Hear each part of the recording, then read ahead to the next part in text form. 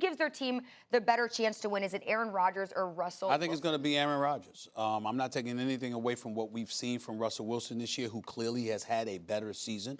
Up until the last 4 or 5 weeks of the season, I think that he was a leading candidate or a top 2 candidate for league MVP honors.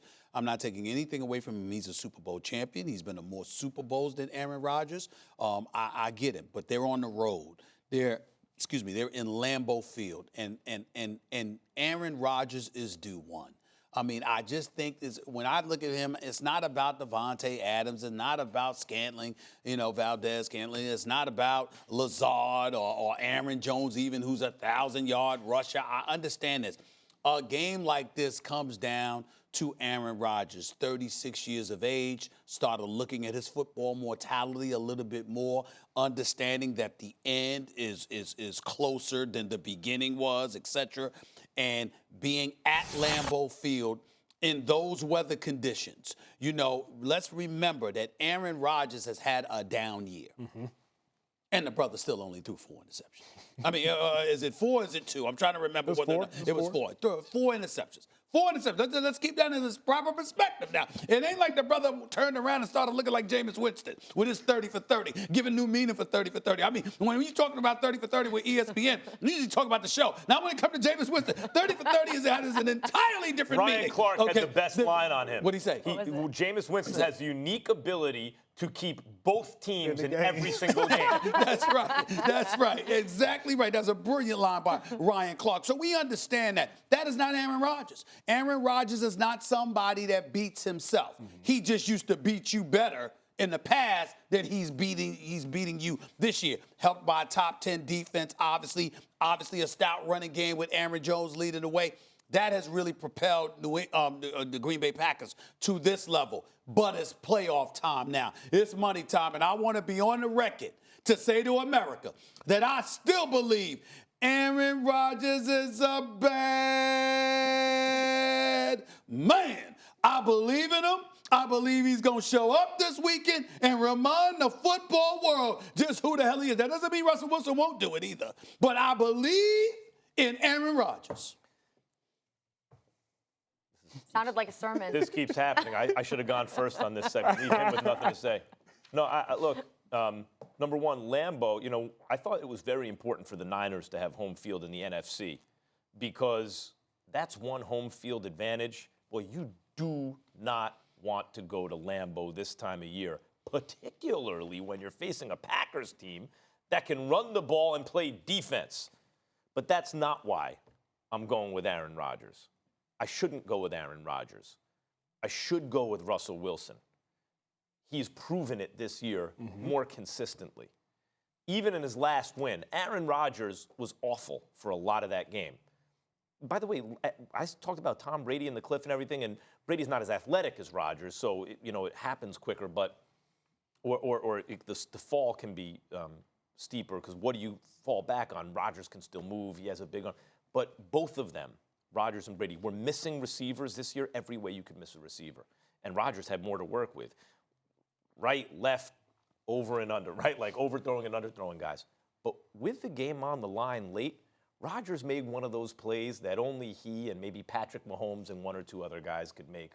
Beautiful pass with the game on the line. And I'm just going based on faith in a guy I have seen do it. Like, Russell Wilson reminds me a bit of Aaron Rodgers, but everything Wilson could do at their best, Rodgers could do better, right? Like, as a quarterback. And I'm just going based on the fact I've still seen flashes from Rodgers that tells me it's in there. And if it is, he can do it in a way that Russell Wilson can't. Yeah, make no mistake, the Packers' defense is stout, and both these guys are correct. The mistake they're making is in saying that going based off faith. They're saying that Aaron Rodgers is due one. I learned this the hard way, Max and Stephen A. Gambling. You can't just hope it's going to be the next hand. You can't just hope that, this is going to be the time that Aaron Rodgers shows up, because the problem is, I think that's what Packers fans hoped all season long, and they never necessarily got that. Now, again, I'm not saying that the Packers are going to lose the game by no means, because I think their defense is more stout. I think they have more weapons, but you're talking about a guy in Russell Wilson who accounted for 95% of his team's offense last week. 95%. A guy in Russell Wilson who had 31 touchdowns to Rodgers' 26. He had 5 interceptions, understandably, to Rodgers' 4. So this is a guy in Russell Wilson who realizes he has to put the team on his back in its entirety. I don't want to hear about the weather at Lambeau Field because Russell Wilson played at Madison, Wisconsin. And Madison is only 2 hours and 18 minutes by car from Lambeau. He's 0-3 at Lambeau Field, though. I understand that, but to me, that's more of a product of an arbitrary statistic as it is a product of his play. What about Aaron Rodgers? Success. What about Aaron Rodgers' record in cold weather? Yeah, but that ain't a product of, of an arbitrary stat. That's a product of playing at home field. I'm not going to knock Aaron Rodgers because that is a bad man, like Stephen A. They have said. home field.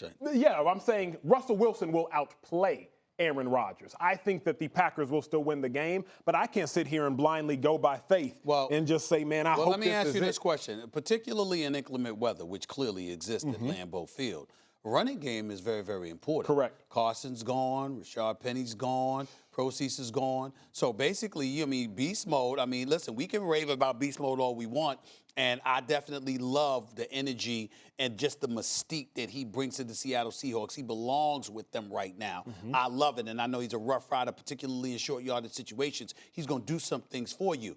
But the Seahawks did win a playoff game against the Philadelphia Eagles. They had 17 carries for 19 yards. 17 carries. That's about a little bit over 1 yard a carry, y'all. So you really think that's going to work against Green Bay? I don't think that that's going to work because you're right.